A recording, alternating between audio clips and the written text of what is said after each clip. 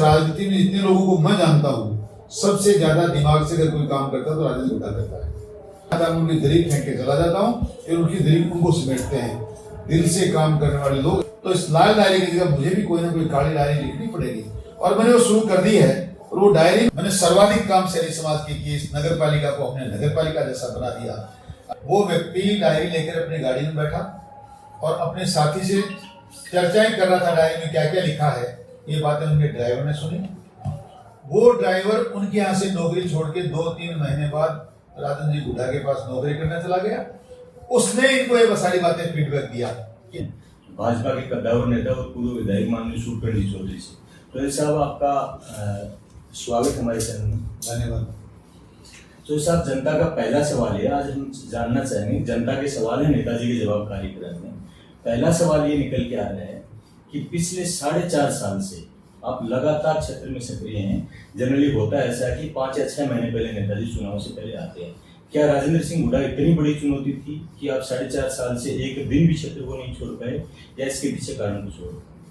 देखिए, राजेंद्र गुड्डा का दूर दूर तो मेरे से इस बात का कोई वास्ता है नहीं। मैंने कभी राजेंद्र गुड्डा चुनाव जीता भी है, मुझसे हारा भी है, पर मैंने कभी इस बात का को समानता लाने की या उसको सानी बनाने की कोशिश नहीं की। मैं राजनीति में मात्र जनता की सेवा करने के लिए आया हूँ। आप ही बताइए कि ऐसा संभव है कि कोई व्यक्ति हार कर या जीत कर क्षेत्र को छोड़कर चला जाए और मात्र 6 महीने पहले आए, तो वो तो स्वार्थ की पूर्ति करने का काम हुआ, वो जनता की सेवा तो नहीं हुई। 4.5 साल जनता का देख रेख कौन करेगा, उसकी सेवा कौन करेगा? मैं राजनीति करने के लिए, वोट लेने के लिए या मात्र चुनाव जीतने के लिए उदयपुर में नहीं आया हूँ। मैं जनता की सेवा करना चाहता हूँ, उनके दुख दर्द में सहयोगी बनना चाहता हूँ, उनके साथ रहना चाहता हूँ। इसलिए मैं चुनाव हारने के बाद भी एक भी दिन अपने परिवार के साथ, अपने व्यवसाय में शामिल नहीं हुआ। मैं लगातार उदयपुर जनता के साथ इसलिए हूँ कि मैं जनता की समस्याओं का समाधान कर सकूँ, मुझसे जितना बन पड़ता है उनका काम कर सकूँ। ये बात से मेरा क्या लेना देना? राजेंद्र गुड्डा जब मैं विधायक था तो 4.5 साल तक आया ही नहीं था, मात्र 6 महीने पहले आया था। तो मैं तो एक ऐसा उदाहरण पेश करना चाहता हूं कि राजनीति करने वाले लोगों को अपने क्षेत्र में लगातार बने रहना चाहिए। इस उद्देश्य से मैं जनता के साथ हूं। जो साहब, अभी एक नया सिकोगा आया है लाल डायरी का।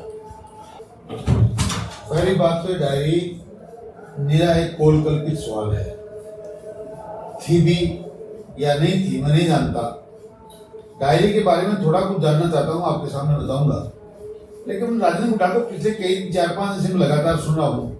अशोक गहलोत प्योरली दिमाग से काम करते हैं, मैं दिल से काम करता हूँ। इस राजनीति में जितने लोगों को मैं जानता हूँ, सबसे ज्यादा दिमाग से अगर कोई काम करता है तो राजेंद्र गुड्डा करता है। दिल से काम करने वाले कभी ऐसा नहीं करते एक दिन इसके साथ एक दिन उसके साथ। मैं ऐसा गद्दारी किसी के साथ आज तक न तो मैंने कही और न मैंने किसी का राजनीतिक फायदा उठाया। अगला खुला कह रहा है, काय का एहसान मेरा मायावती का, मैं पैसे देकर टिकट लाता हूँ।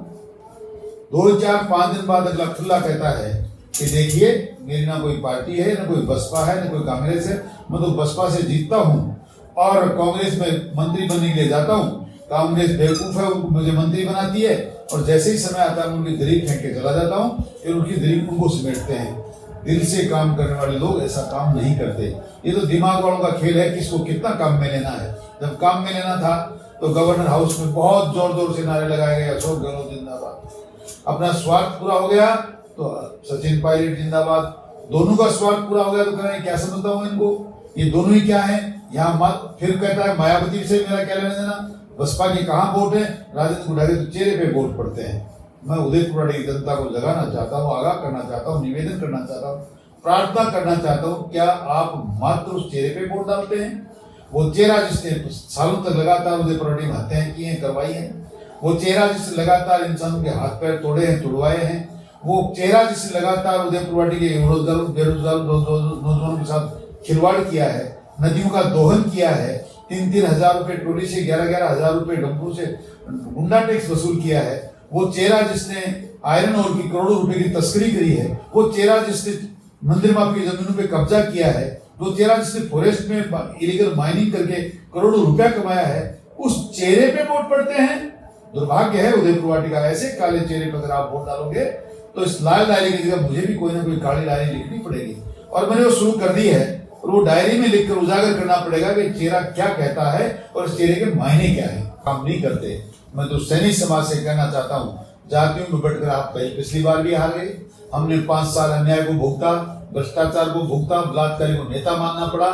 इसलिए मैं तो पूरे समाज से हाथ जोड़कर विनती करना चाहता हूँ, इस समाजों में जाति में कुछ नहीं रखा।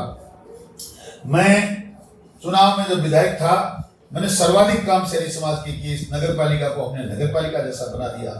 आज के आपके सामने रोड में लाइटें लगी हुई हैं, गौरव पथ बने हैं, शौचालय बने थे। जिस उदयपुर वाटी में बरसों तक महिलाओं के लघु शंका करने के लिए कोई जगह नहीं थी, वहां मैंने 6-6, 7-7 और तो और एयर कंडीशन शौचालय बनाए।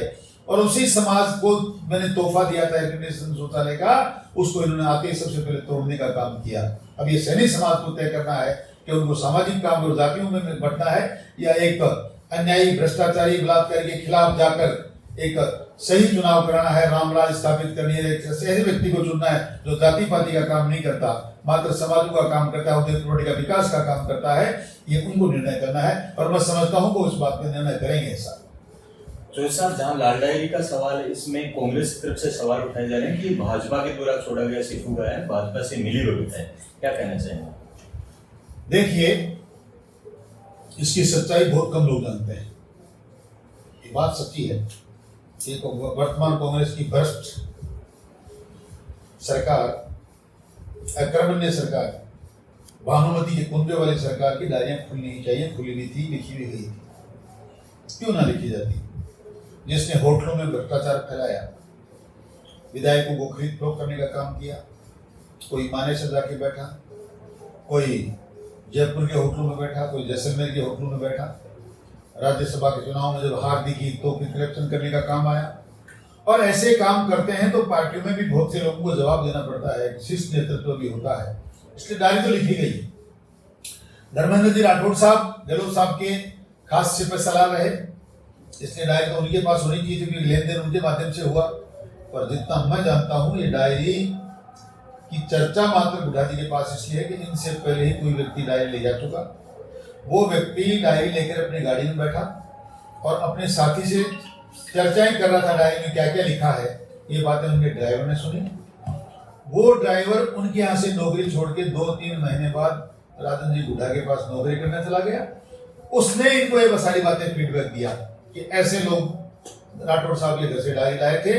वो ये चर्चाएं कर रही थी, किसको करोड़ दिया, किसको कितना करोड़ दिया, क्या क्या ट्रांजेक्शन हुआ। कुछ बातें ड्राइवर को समझ में आई, उनमें से कुछ राजेंद्र बुढ़ा को समझ में आई और उसने गहलोत साहब से या राठौड़ साहब से कही होंगी। तो उनको लगने लगा यार सच्ची में इस बात को जानता है, इसके पास सही में कहीं डायरी तो नहीं है। डायरी थी, चाहे तो उन्होंने जलाई या राठौड़ साहब के घर से लाके उन्होंने किसी को दिया, पर इसके पास तो मात्र डायरी की चर्चा है। डायरी अगर होती तो विधानसभा में जाने से पहले तो कहा कि मैंने डायरी को जला दिया। विधानसभा में पहुंचे तो बताया कि मैंने डायरी छीन ली, और विधानसभा के बाहर आने के बाद फिर डायरी जला रहे थे। तो डायरी जली कि छीनी गई या जो हाथ में बार है वो है, सच्चाई क्या है? इनके पास डायरी फायरी सच्चाई बुढ़ा के पास तो कुछ है नहीं। दुर्भाग्य है कि बीजेपी के लोग भी आज बुढ़ा जी बुढ़ा जी बुढ़ा जी, ये बिल्कुल एक उस आदमी के साथ करनी चाहिए जो आदमी में कहीं कोई मानवता हो, कहीं कोई प्रतिष्ठा हो।